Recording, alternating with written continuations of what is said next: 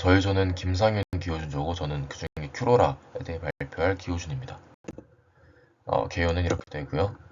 LLM은 다들 아실 거예요. LLM은 갈수록 모델이 커지고 있죠. 그리고 실제로 보면은 뭐 이제 발전을 해갈수록 모델 크기가 엄청나게 증가하는 것을 볼 수 있습니다. 증가하면 문제점이 뭐냐? 성능은 좋아지지만 물론 이 파인 튜닝이라는 게 필요해. LLM을 쓰기 위해서. 성능을 높이는데 굉장히 필수적이지만 파인 튜닝을 이제 큰 모델에 하려면은 굉장히 비싸다라는 거죠. 실제로 이제 라마 모델 65빌리언짜리 16비트 모델을 파인 튜닝을 시키려면은 780기가의 GPU 메모리가 필요합니다. 그리고 이제 리센트 컨테이저전 메소드는 인퍼런스 할 때는 성능이 괜찮게 나오는데 튜닝 할 때는 완전 브레이크다운 일어나는 현상을 보여요. 그래서 큐라라를 이용해서 이 65비트 16짜리 모델을 4비트로 경량화를 하게 되면은 48기가 메모리만 필요하게 됩니다. 파인 튜닝을 하는데 싱글 GPU에서도 가능하게 되는 거죠. 그러면 이제 이게 성능을 안 떨어뜨리고 16비트 풀 파인 튜닝에 대해서 안 떨어뜨리고 4비트로 경량을 하는 최초의 논문이라고 합니다. 그래서 여기서 쓰인 방법들은 NF4, 더블 컨테이제이션, 페이지 옵티마이저인데 나중에 설명하도록 하겠습니다. 실험 설정은 이렇습니다. 다양한 모델들 그리고 다양한 데이터셋을 사용해서 실험을 했습니다. 백그라운드 로라 알고 가야 돼요. 로라는 이제 어댑터 파라미터 에피셔트 파인 튜닝의 일종인데 이제 웨이트 옆에다가 조그만 어댑터를 붙여가지고 적은 파라미터만 훈련시켜도 풀 파인 튜닝을 하는 거랑 같은 효과를 내겠다라는 겁니다. 그래서 이런 로우 랭크 L1, L2를 둘이 곱하면은 이제 같은 웨이트랑 같은 차원이 나오게 되는 거예요. 그래서 요걸 나눠서 그냥 같은 크기 웨이트랑 같은 크기를 하나 붙이는 것보다 이렇게 나눠서 진행하게 되면은 더 필요한 파라미터가 작아지겠죠. 이제 많은 어댑터를 사용할수록 좋다고 합니다. 왜냐면 대부분의 메모리 사용이 어댑터 파라미터가 아닌 액티베이션 그레디언트에서 오기 때문에 이런 식으로 필요한 파라미터 수를 줄이는 거고요. 파인 튜닝을 하는데 경량화, 퀀타이제이션 경량화죠. 이제 int 8로 압축을 시킨다 했을 때 127, 8비트는 기존 127이겠죠. 마이너스 127부터 127까지. 그래서 요 인풋 중에 가장 절대값이 큰 값으로 나눠주고 이게 이제 컨테이전트 컨스텐트가 됩니다. 여기다가 이제 인풋을 곱해가지고 라운드를 때려버리는 겁니다. 그럼 이제 굉장히 넓은 범위의 수에서 압축이 컨테이전이 되면은 굉장히 스펄스하게 몰려가지고 이제 구분이 되겠죠.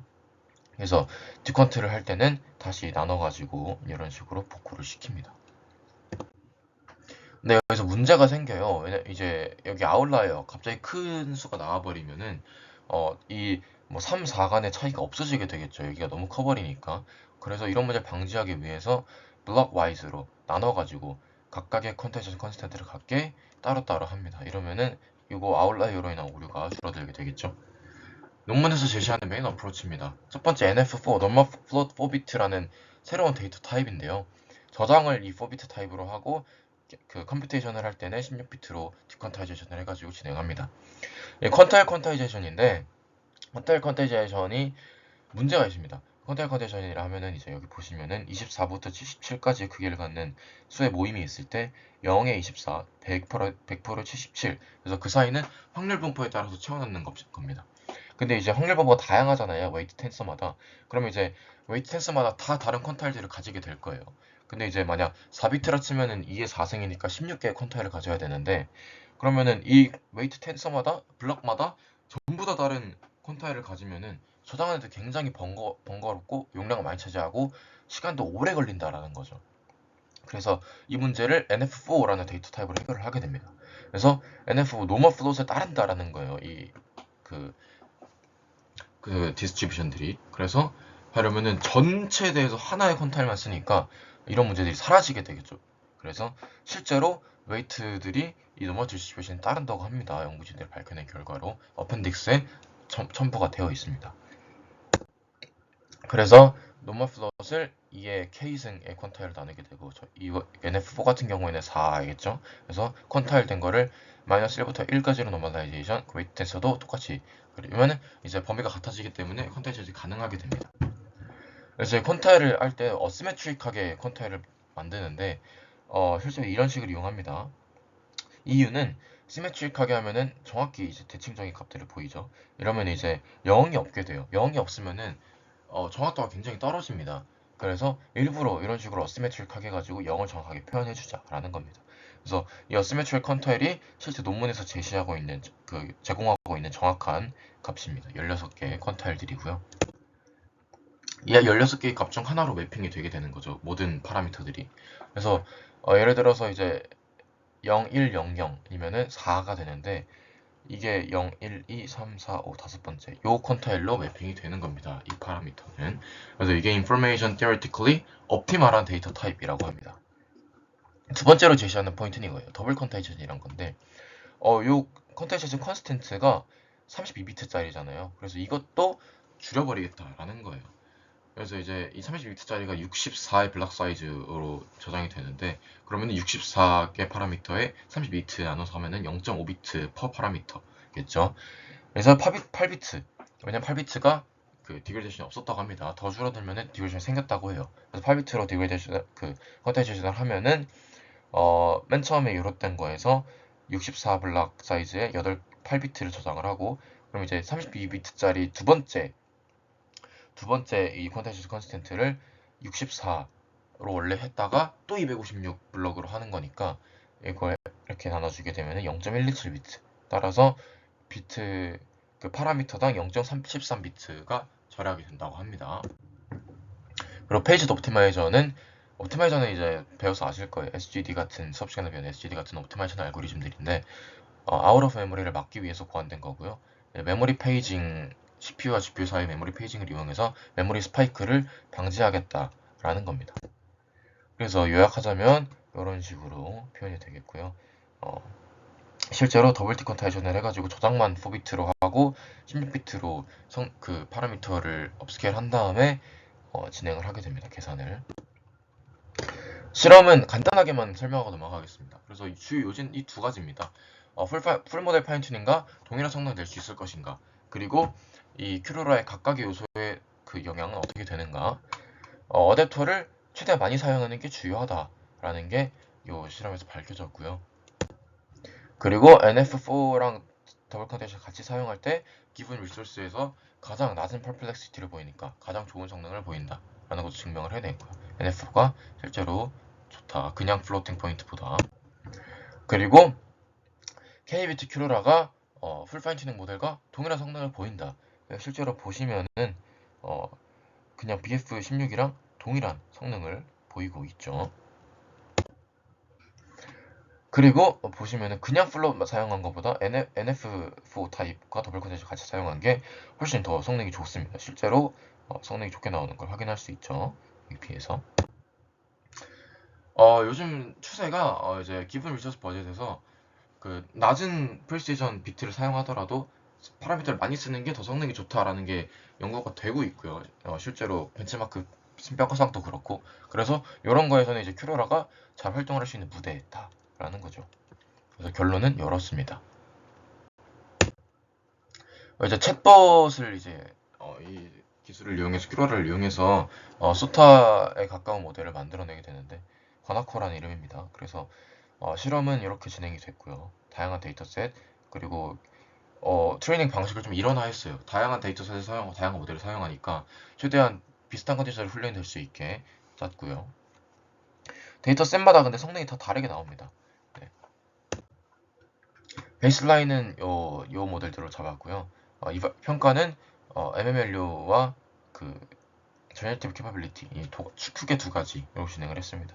오토메이티드는 GPT-4한테 요런 결과가 있는데 누가 더 잘했어? 라고 물어보는 게 이제 GPT를 활용한 오토메이티드 방식이고 휴먼 이벨루션은 사람이 평가하는 거고요.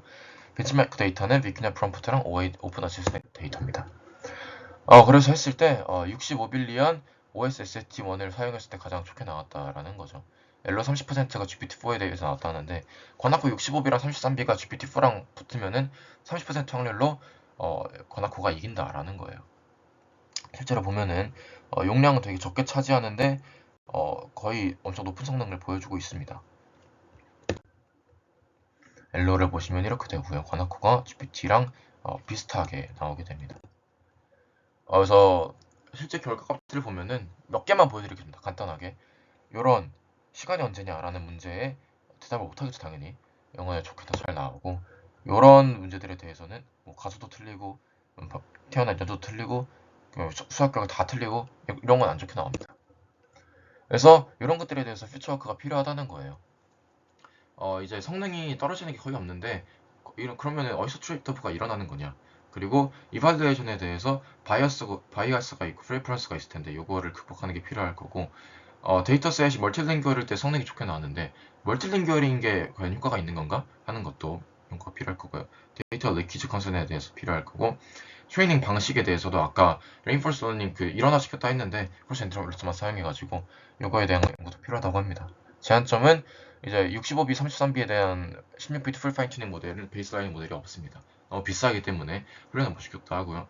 이거에 대해 연구도 필요할 거고 벤치마크 데이터셋의 바리어티랑 이제 데이터셋 캐릭터리스틱이 벤치마크 그대로 반영되는 경우 그리고 디퍼런트 위드 프리시전 어댑터 모델 다양한 것들에 대해서 못 시켜봤다라는 거죠. 비교를. 그리고 여러 fairness 바이어스들이 여러 항목이 있는데 항목이 실제로 관학부에서 줄어든 모습을 보여줬어요. 근데 이제 더 다른 항목들에 대해서도 줄어든 모습을 보여줄 거냐 하는 연구 결과가 필요할 거고요. 결론은 굉장히 효과적인 모델이다. 코스트 세이버 디그레이션 없이. 그래서 대기업들과 이제 작은 팀들 간의 갭이 줄어들 것이다. 싱글 GPU에서도 회진이 가능하게 되니까. 그리고 경량화됨으로 인해서 온 디바이스도 가능해질 것이다. 하지만 이제 분명한 한계점들, 아까 언급드린 한계점들도 존재한다라는 거죠. 네, 여기까지입니다. 안녕하세요. 저는 기호준 김상현 쪽의 김상현입니다. 저는 큐로라 발표 이후 Active Learning by Feature Mixing이라는 논문에 대해 발표드리도록 하겠습니다. 네, 그래서 먼저 인트로덕션에 대해서 설명드리도록 하겠습니다. 논문에 대해 설명하기 앞서 Active Learning에 관하여 간략하게 설명드리도록 하겠습니다. Active Learning 연구에서는 소수의 라벨된 데이터와 다량의 언라벨 데이터가 존재할 때 사용자의 라벨링 비용을 최소화하면서 모델의 성능을 최대한 이끌어내기 위한 방법론을 연구합니다. 액티브 러닝은 특히 라벨된 데이터의 양이 굉장히 적고 언라벨 데이터의 양이 굉장히 많을 때 주로 사용됩니다. 액티브 러닝에서는 프리트레인된 모델을 통해 라벨링을 진행했을 때 가장 모델의 성능을 빠르게 높일 수 있는 언라벨 데이터를 선별하는 것이 중요합니다. 따라서 프리트레인된 모델에서 가장 언설튼티가 높은 언라벨 데이터를 선별하는 것이 액티브 러닝의 목표입니다. 기존에 사용되던 액티브 러닝 메소드의 기법은 아래와 같습니다. 본 논문에서는 단순하게 딥러닝 모델에서 컨피던스 값을 이용해서 언설튼한 데이터를 샘플링하는 것이 아니라 데이터의 레프레젠테이션 벡터가 가지고 있는 정보를 활용하는 새로운 방식을 제안합니다. 이 논문에서는 라벨링이 필요한 언라벨 데이터를 노블 샘플이라고 말하며 라벨 데이터와 언라벨 데이터의 레프레젠테이션 벡터의 컨버스 컨비네이션을 통해 믹스 레프레젠테이션 벡터를 생성하고 이 벡터에 대한 로스 변화를 통해 노블 샘플을 정의합니다. 다음으로는 이 논문의 백그라운드에 대하여 설명드리도록 하겠습니다. 액티브 러닝에는 Uncertainty Based Active Learning, Representation Based Active Learning, 그리고 두 방법론의 특징을 모두 가지는 하이브리드 메소드로 크게 세 가지 종류가 있습니다. 그중 Uncertainty Based Active Learning에 대해 먼저 설명드리도록 하겠습니다. 이 방식은 Deep Bayesian Active Learning with Image Data라는 논문에서 처음 제안된 방법론이며 몬테카를로 드롭아웃 메소드를 통해 Uncertainty Estimation을 진행하여 라벨링이 필요한 쿼리를 선별합니다. 2017년에 제안된 후 지금까지 높은 성능을 보이고 있지만 베이시안 언설튼티 에스티메이션의 특성상 시간이 오래 걸린다는 단점이 있습니다. 다음은 Representation Based Active Learning입니다. 이 방법론은 Active Learning for Convolutional Neural Networks of Coarse Approach라는 논문에서 처음 제안되었으며 이전에 말씀드렸던 Uncertainty Based 메소드와 다르게 Uncertainty를 정량화하지 않습니다. 아래 그림에서 보실 수 있듯이 이 방법론은 언라벨 데이터셋 전체의 분포를 표현할 수 있는 코어 샘플들을 뽑는 방식으로 데이터를 샘플링합니다.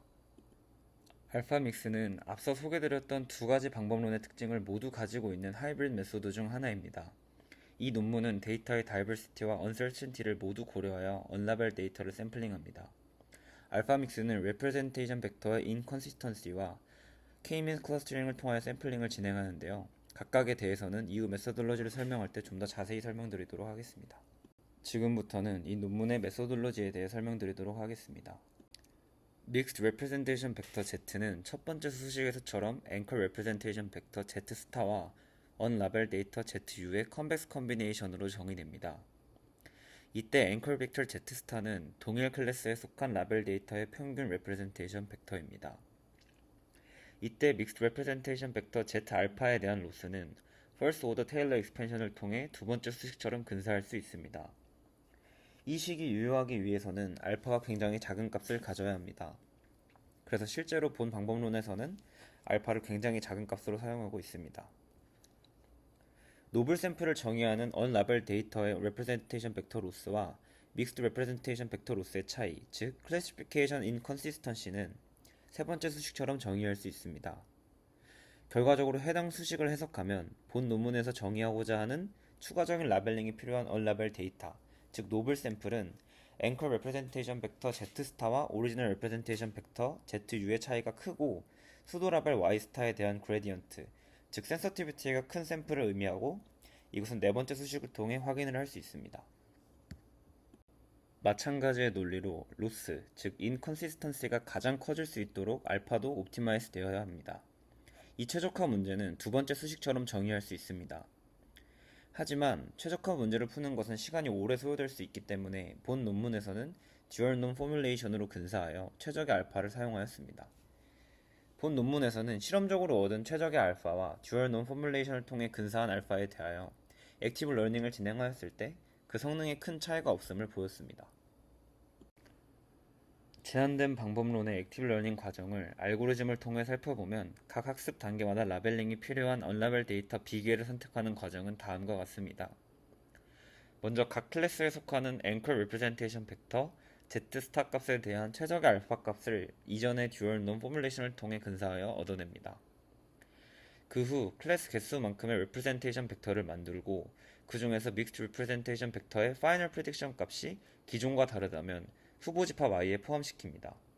그 후 전체 i 집합에 대하여 B개의 데이터를 선택해야 하는데 이때 B개의 클러스터를 갖도록 K-means 클러스터링을 진행합니다. 최종적으로 클러스터의 센터에 해당되는 데이터를 샘플링하는 과정을 거칩니다.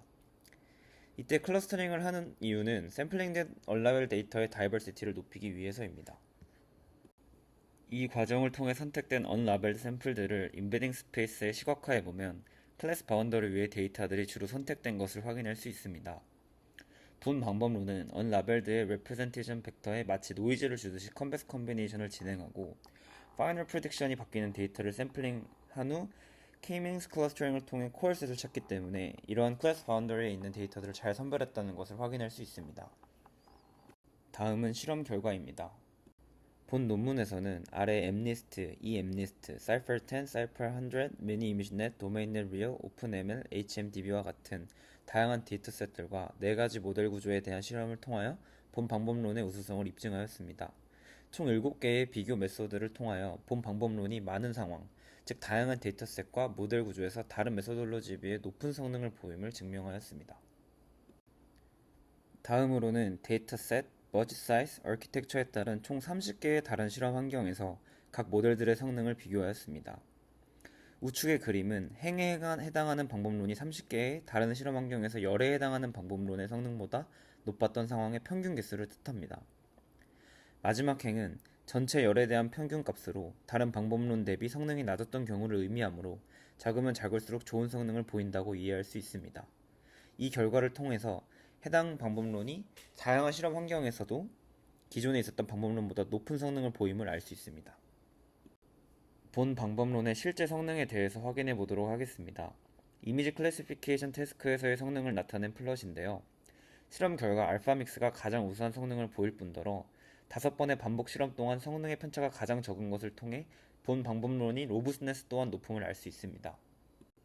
마찬가지로 비디오 클래시피케이션 태스크에서도 본 방법론이 다른 방법론에 비해 우월한 성능을 보임을 확인할 수 있었으며 특히 라벨된 데이터의 양이 소량일 때 소타의 성능을 보임을 알 수 있었습니다. 어블레이션 스터디를 확인해 보면 언라벨 데이터를 선택하는 방식 중에서는 K-means 클러스터링이 가장 성능이 좋았습니다. 또한 인터폴레이션 하이퍼패러미터인 알파에 대한 최적화 과정이 없을 경우 파이널 프리딕션이 변경되는 데이터의 개수가 크게 감소하였으며 앵커 레프레젠테이션 벡터 Z-를 랜덤하게 선택하거나 아예 사용하지 않는 경우에도 파이널 프리딕션이 변경되는 데이터의 개수가 크게 감소하는 것을 확인할 수 있습니다. 본 방법론은 가장 간단한 방법인 엔트로피 메소드에 비해서도 크게 느리지 않은 러닝 타임을 가진다는 것 또한 보였습니다. 다음은 컨클루전을 진행하도록 하겠습니다. 알파 믹스는 피처 믹싱이라는 노블 어프로치를 통하여 다양한 환경에서 높은 성능을 보이는 방법론을 제안하였으며 특히 라벨 데이터가 극소량일 때도 높은 성능을 보임을 통해 본 논문의 유효성을 입증하였습니다. 발표 들어주셔서 감사합니다.